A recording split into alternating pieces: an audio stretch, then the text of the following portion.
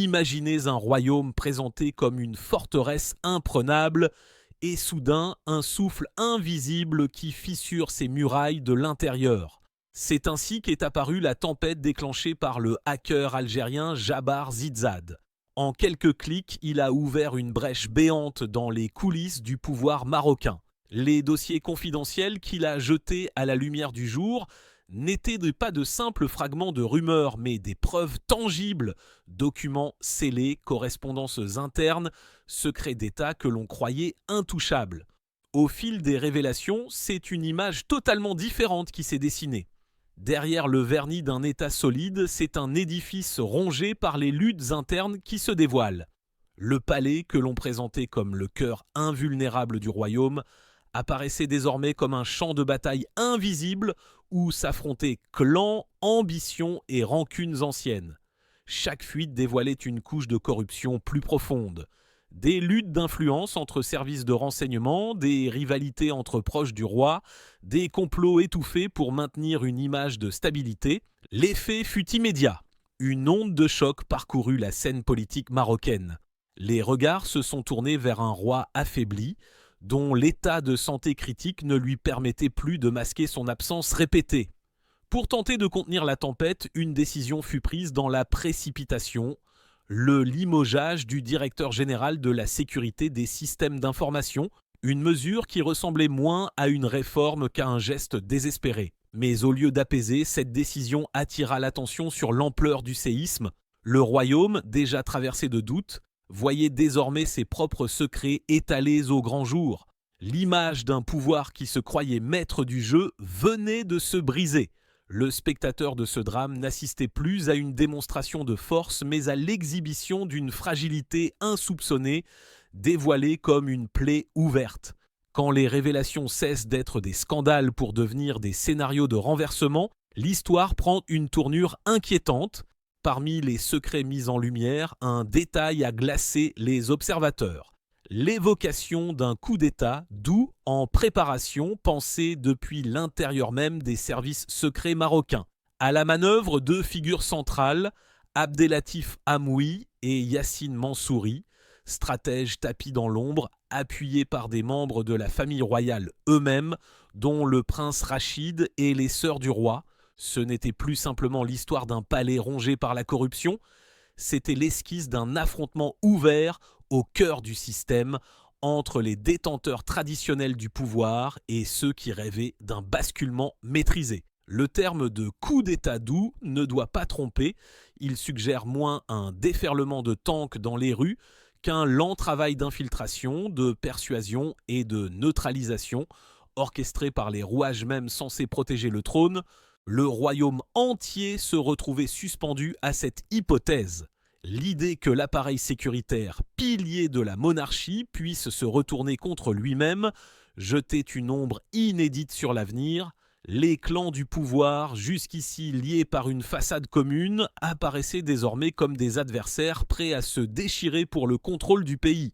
Dans ce contexte, la santé déclinante du souverain jouait un rôle central. Un roi absent, fragilisé, devenait le catalyseur de toutes les ambitions.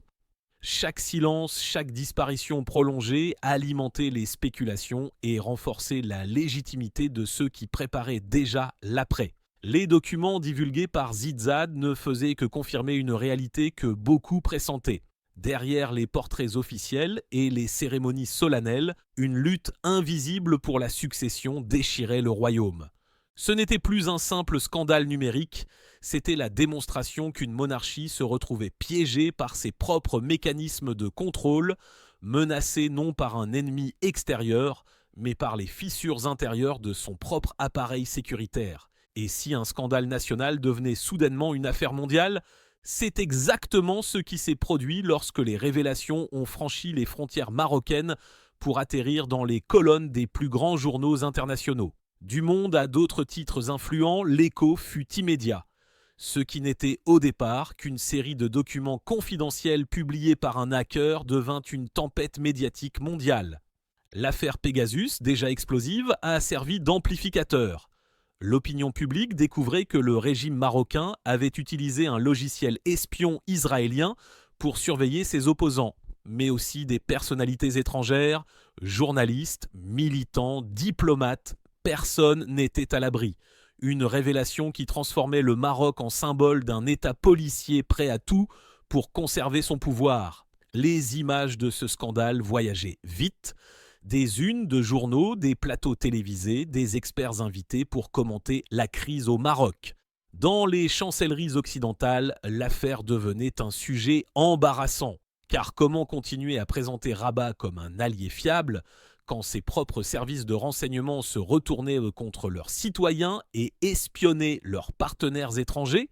Le régime, lui, tenta de contenir la vague. Déclarations officielles, démentis timides, attaques contre la crédibilité des journalistes, mais rien n'y fit. Chaque démenti sonnait comme une confirmation implicite. Chaque tentative d'étouffer le scandale renforçait sa visibilité, et plus les révélations circulaient, plus elles exposaient l'image d'un royaume fragile tenu par un appareil sécuritaire qui, loin d'assurer la stabilité, révélait sa nature prédatrice. Le monde voyait désormais le Maroc non pas comme une monarchie stable, mais comme un régime fissuré, accroché à son trône au prix de la confiance de son peuple. À chaque fragilité révélée au Maroc, une force semblait émerger en Algérie.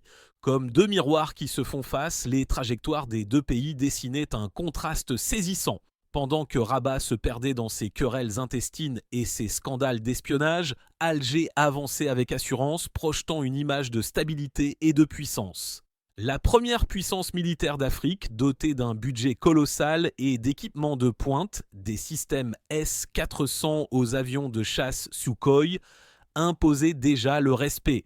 Mais l'Algérie ne se limitait pas à sa force militaire. Elle se présentait comme le cœur énergétique du continent, garantissant à l'Europe une alternative au gaz russe. Ses pipelines, ses réserves, son gaz naturel liquéfié devenaient des leviers géopolitiques majeurs, conférant au pays une influence politique inédite. Mais plus encore, c'était dans son refus de céder aux pressions extérieures que résidait sa singularité. L'Algérie refusait la normalisation avec Israël, soutenait la Palestine sur toutes les scènes internationales et restait fidèle à ses principes de souveraineté et de non-alignement. Là où d'autres pays couraient derrière des alliances opportunistes, Alger s'affirmait par une posture d'intégrité et de continuité historique. Ce contraste frappait l'imaginaire. D'un côté, un royaume miné par ses failles internes, son roi malade, ses services de renseignement divisés. De l'autre, un État qui, fort de son histoire révolutionnaire et de ses sacrifices, avançait vers l'avenir avec la conviction que la puissance ne réside pas seulement dans les armes, mais aussi dans la fidélité à un peuple et à ses principes. C'était comme si les deux nations, liées par la géographie et par l'histoire, avaient choisi deux chemins opposés. L'un fragilisé par ses propres ombres, l'autre renforcé par la lumière de ses certitudes. Imaginez deux routes parallèles qui, au fil des années, s'éloignent de plus en plus. Sur l'une, le Maroc, enfermé dans ses intrigues de palais, piégé par les querelles de succession et les scandales qui éclaboussent la famille royale. Sur l'autre, l'Algérie, qui avance avec confiance, portant les cicatrices de son passé comme des trophées d'endurance. Le Maroc s'enlise dans un théâtre d'ombre.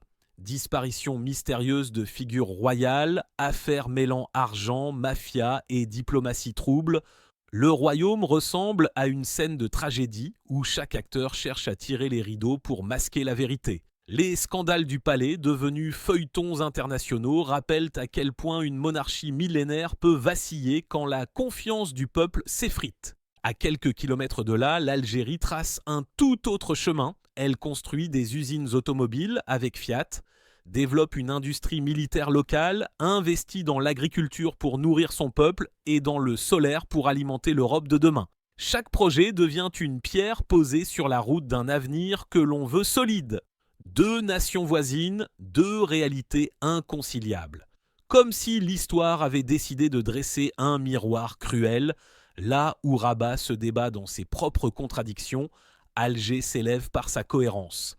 Là où le Maroc s'accroche à des soutiens extérieurs fragiles, l'Algérie se renforce dans sa fidélité à ses principes. C'est dans cet écart que se joue bien plus qu'une rivalité régionale. C'est la preuve que la stabilité d'un pays ne réside pas dans les apparences d'un trône, mais dans la capacité à transformer les épreuves en levier de puissance. Deux routes, deux destins, l'un se rétrécit sous le poids de ses ombres, l'autre s'élargit vers un horizon lumineux. Qu'est-ce qui protège vraiment un État quand tout vacille ? Ni les palais, ni les armées, ni les alliances, mais la confiance d'un peuple. C'est là que réside la différence fondamentale entre le Maroc et l'Algérie. Au Maroc, la monarchie peine à maintenir ce lien vital. Les scandales répétés, l'espionnage des citoyens, la corruption dévoilée, autant de fissures qui éloignent peu à peu la population de ses dirigeants. Un pouvoir qui surveille son peuple, au lieu de l'écouter, ne bâtit pas de légitimité. Il ne fait que creuser sa propre fragilité. En Algérie, malgré les épreuves de la décennie noire, malgré les tentatives de déstabilisation, le peuple a continué à constituer le socle d'un État forgé dans le sacrifice. C'est ce peuple qui a résisté à la colonisation, qui a affronté la terreur, qui s'est relevé à chaque fois que l'histoire cherchait à l'abattre. Un peuple qui sait que son pays est né dans le sang et la douleur, et que c'est justement cette mémoire qui le rend inébranlable. Ce n'est pas une armée qui rend l'Algérie forte, c'est la certitude partagée entre l'État et sa population que l'indépendance n'est pas négociable. C'est la conviction intime que la souveraineté ne se brade pas, qu'elle se défend toujours. Et c'est cette confiance, tissée au fil des décennies, qui permet au pays de transformer ses crises en opportunités. Le contraste apparaît alors avec une clarté brutale. D'un côté, un royaume où les citoyens observent de loin un palais qui s'effondre sous ses secrets. De l'autre, une nation où le peuple lui-même se fait rempart. Là réside la véritable force. Dans l'unité silencieuse d'une population qui sait qu'un État sans peuple n'est qu'une coquille vide.